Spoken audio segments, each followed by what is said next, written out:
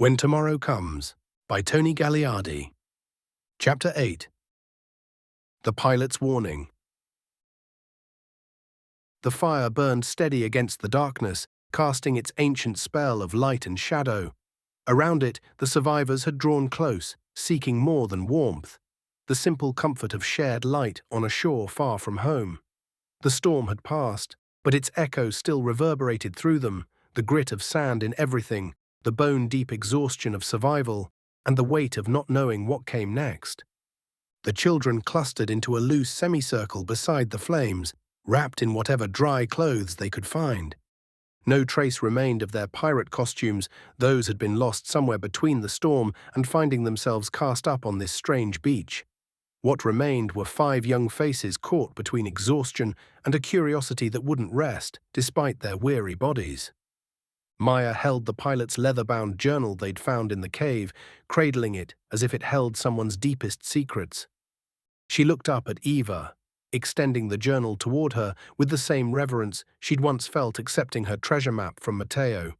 "Will you read it to us?" Maya asked softly. Eva settled beside the children near the fire, adjusting her position to catch the flickering light. The firelight caught the faded lettering pressed into the leather. Lieutenant J. Reed, RFC. She had to clear her throat twice before trusting her voice. "Flight log," she began. "Lieutenant Jonathan Reed, Royal Flying Corps, June 14, 1918. The children leaned closer at the mention of the date, eager to hear what came next. Across the fire, Sam looked up from the tangle of wires and battery packs he'd been trying to coax back to life. His hands paused mid-connection. "Wait. Did you say 1918? DJ looked up from the tarp where he'd been sorting soggy gear. "World War I. That's..." He counted on his fingers, shook his head. "Over 100 years ago." The children exchanged wide-eyed glances. Luca's voice cracked slightly. "He crashed here 100 years ago?" Maya clutched her star pendant. "We saw his plane today, in the jungle." The memory felt surreal. Morning felt like a different lifetime, before the journal, before they understood they weren't the first to be stranded here. Sam frowned, pushing up his glasses. "But that campsite we saw, the gear looked barely weathered, not decades old." DJ nodded in agreement. "I've worked on old boats, canvas, leather, brass fittings. Stuff like that doesn't last long in this kind of heat and humidity. Most of that gear should have fallen apart by now." Marina shifted uncomfortably. The ashes in his fire pit were cold but recent, maybe days old. "But that's impossible. He wrote this 100 years ago." "So when was he actually here?" Eva asked quietly, the question hanging in the night air. Leo stepped closer to the firelight, abandoning his vigil at the camp's edge. "Royal Flying Corps. That matches the wreckage." His voice carried the authority of someone who knew the importance of keeping a ship's logs and understood the necessity of recording every detail. "Continue, Eva." Before Eva could continue, Leo turned to where Sam and Noah huddled over their salvaged tech. "Any luck with the ship's camera footage?" His voice carried quiet urgency. "I need to know what happened during that storm, how we got here." Sam worked at connecting the ship's cameras to his laptop. "Let me see what I can pull from these." "Keep at it," Leo said. "And Noah, check your tablet for the drone footage. Anything we shot at Solara?" Noah nodded, already swiping through files. "On it, Captain." Leo turned back to the fire. "Now, Eva, continue."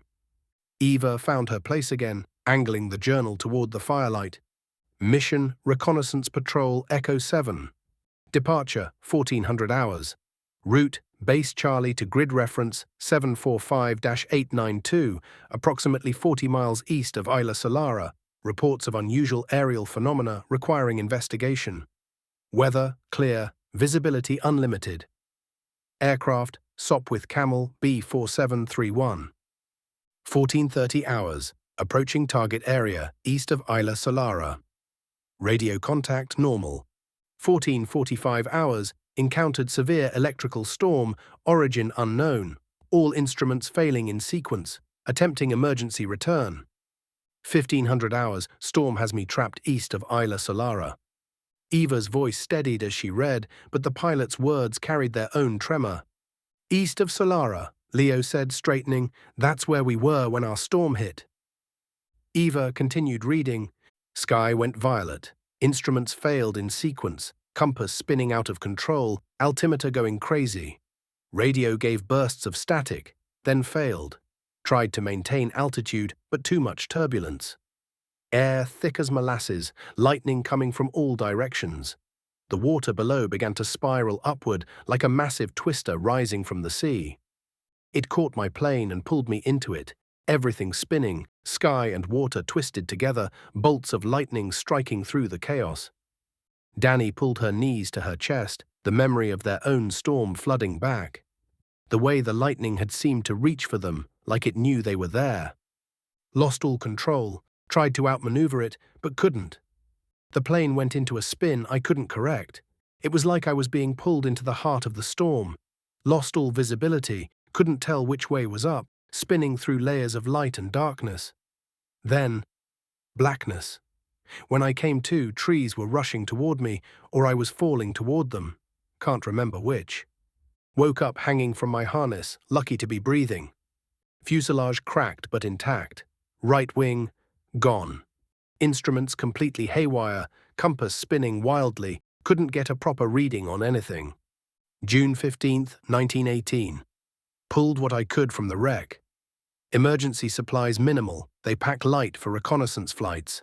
Found the coast, maybe half a mile through dense growth. Built signal fires on the highest ground. The smoke rose straight and black. Should have been visible for miles. No ships, no planes. Radio attempts hourly, nothing but static. Not even ghost signals from other operators, like I'm broadcasting into a void. The island is dominated by a massive mountain at its center. That's when I noticed the stars. The constellations were different. Eva paused, letting the simple words sink in. The children leaned closer. Couldn't find Polaris. Orion's belt, gone. The Southern Cross, invisible. At first I thought it was the crash, head trauma. But my vision was clear. The stars themselves had changed. Drew what I could see. One pattern stood out, positioned beside the mountain peak, like it was watching over it. Looked like, well, like a running animal. 4 legs, tail up, head turned back toward the mountain. A dog, maybe. Or a fox, Maya whispered. Eva turned the journal toward them. There, sketched in pencil, was the unmistakable outline of the fox constellation. Eva paused from reading. Does anyone see? Leo stepped away from the fire, scanning the unfamiliar stars above. Then his hand rose, steady and sure. There, beside the mountain ridge, one by one, they looked up. Where normal constellations should have been, a new pattern shimmered. 4 legs, raised tail, positioned as the pilot had drawn it. The fox constellation, Maya breathed. It's real. Just like his drawing, Danny added, voice small. June 16th, 1918. Searched inland from the crash site. Dense jungle canopy blocks most light, green twilight even at midday. Layers of vegetation from ground to sky, vines twisted around every trunk, leaves so thick you can't see 10 feet ahead. Had to hack through with a piece of sharp metal from the wing strut. Slow going, but I'm marking a trail back to the wreck. June 17th, 1918. Water running desperately low, decided to push deeper inland. That's when I saw it. A fox, silver-white, standing between 2 trees maybe 20 yards ahead, just watching me. The children exchanged glances. Eva's hands stilled on the journal's pages. Even in the firelight, they could see her knuckles whiten slightly. She cleared her throat and continued. The handwriting had changed, looser, more erratic, like someone fighting to maintain control. Thought I was hallucinating. Had to be, no foxes on tropical islands, but it didn't shimmer or fade like heat mirages do. It stood there, real as the trees, real as my thirst. Then it turned, walked deeper into the jungle, slow, deliberate. Looked back once, I swear it looked right at me, then kept moving. Don't know why I followed. Wasn't thinking straight, maybe that's why. But I got up, stumbled after it. Danny's moon ring felt cold against her finger. She found herself twisting it unconsciously. Lost sight of it twice, 3 times, but always caught another glimpse. silver between the green, leading me. The air grew cooler, damper. Then I heard it. Water. Running water, clear and cool. The fox stood beside a creek, just watching. When I dropped to my knees to drink, it vanished, but the water was real, fresh, clean. I drank until my stomach hurt. A log shifted in the fire, sending sparks spiraling upward. No one moved.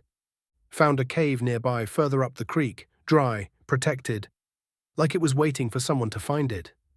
The fox saved my life. I'm certain of it. Whatever it was, hallucination, spirit, or something else, it led me to water, led me here. The star fox, I'll call it. Like the constellation, maybe they're connected. Maybe I'm losing my mind. Maybe both. I'm alive because of it. That's all that matters now. Noah leaned forward, eyes wide. Wait. The fox saved him? Like actually saved him? Maya's fingers found her star pendant. It felt warm, like it was listening too. Just like it led us to the cave, Maya said quietly, where we found this journal.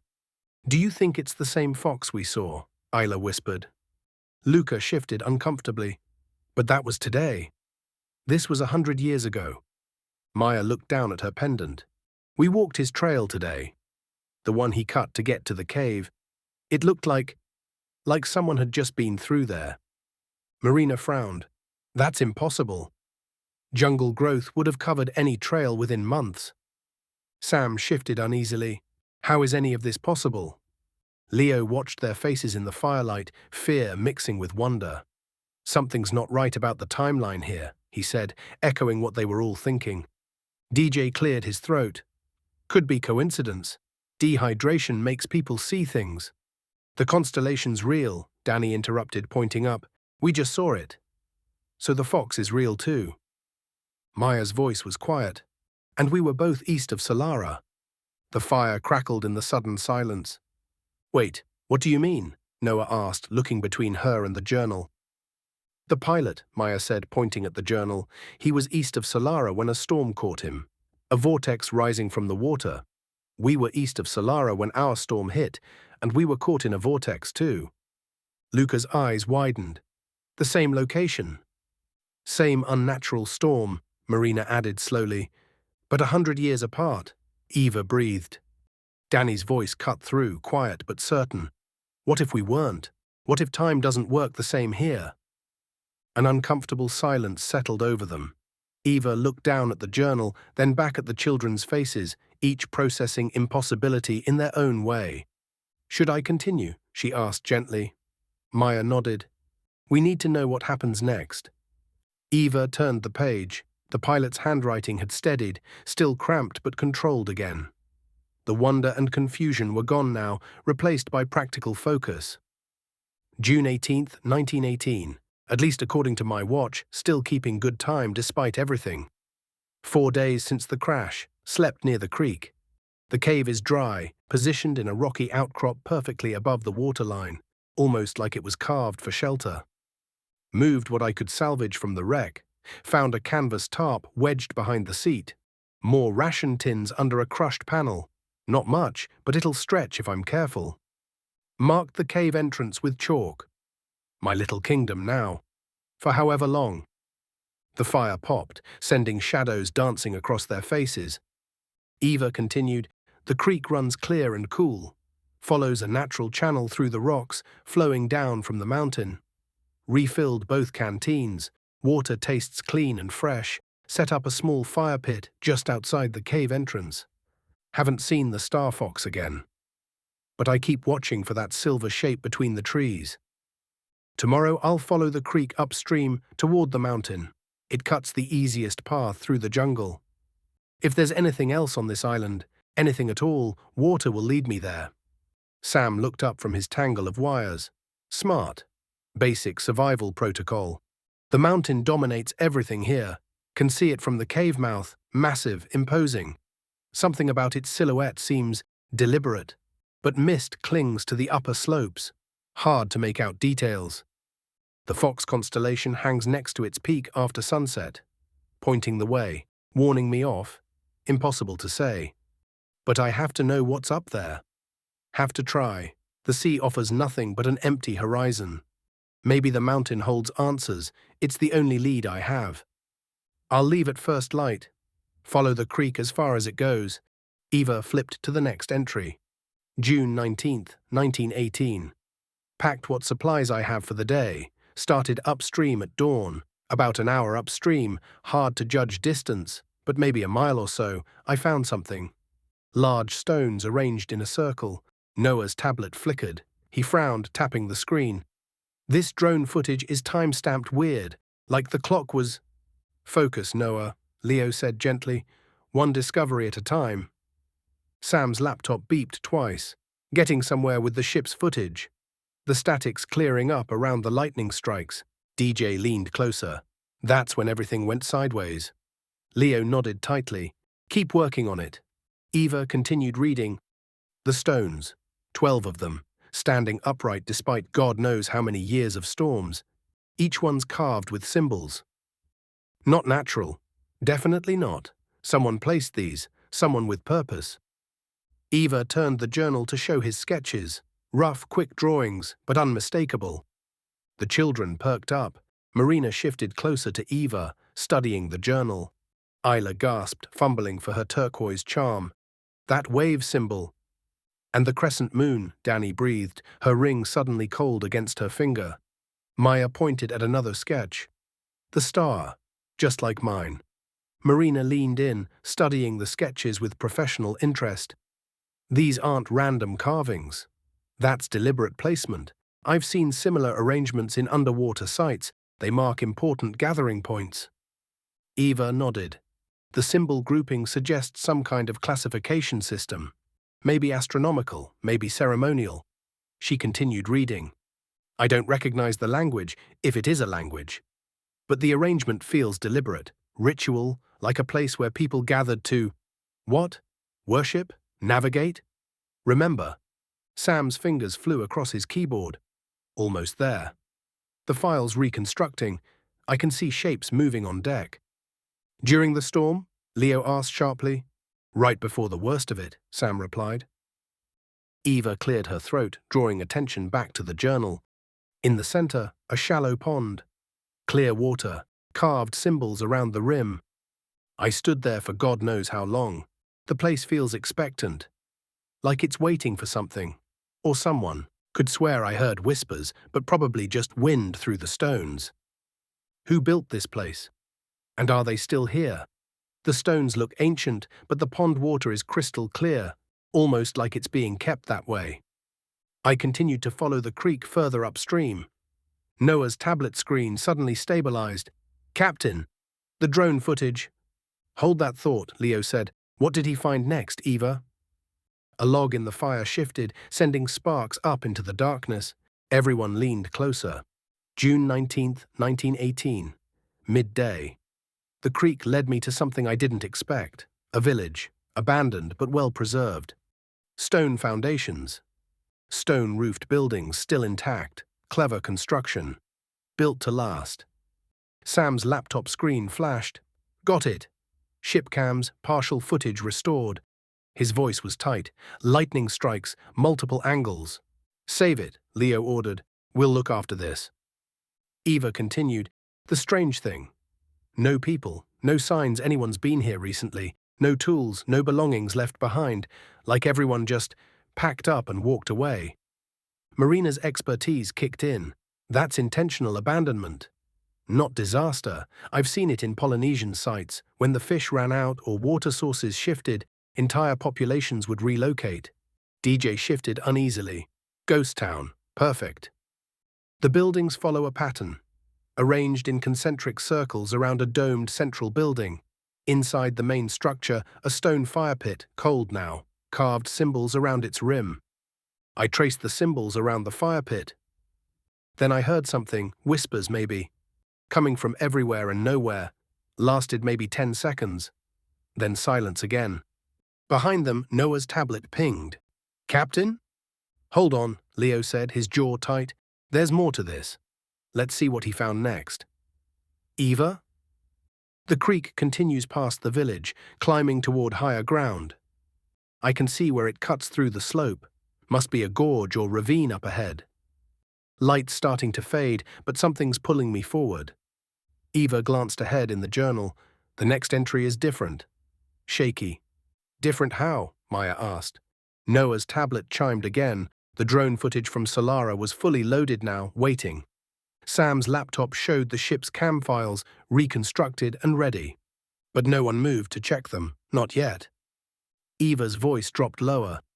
June 19th, 1918. Afternoon. Should have started back toward the cave, but something made me push on to the ravine. I kept going, though every instinct told me to turn back. Every eye was fixed on Eva as she read the pilot's shaking script. The ravine opens like a wound in the earth. 40 feet across, maybe more. An old bridge once spanned it. I can see the posts, but the crossing is long gone. No way across here. I was about to turn back when I saw him.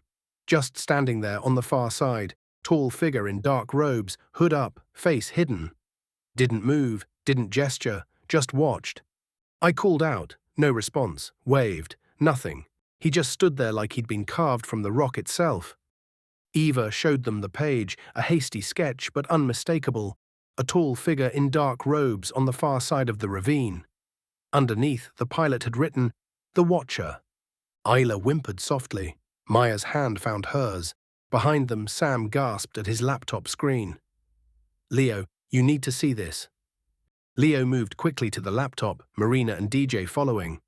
The shipcam footage played in stuttering frames. The tomorrow in the storm, lightning flash.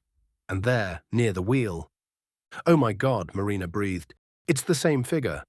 "It was on our ship," Danny whispered, her voice shaking, "during the storm." "The drone footage," Noah called out, staring at his tablet. "Look, it was at Solara too. We filmed this before we even left." His hands were trembling slightly. They crowded around the small screen, grainy footage of the clifftop ruins. A lone figure, arm raised, the same tall shape, the same dark robes.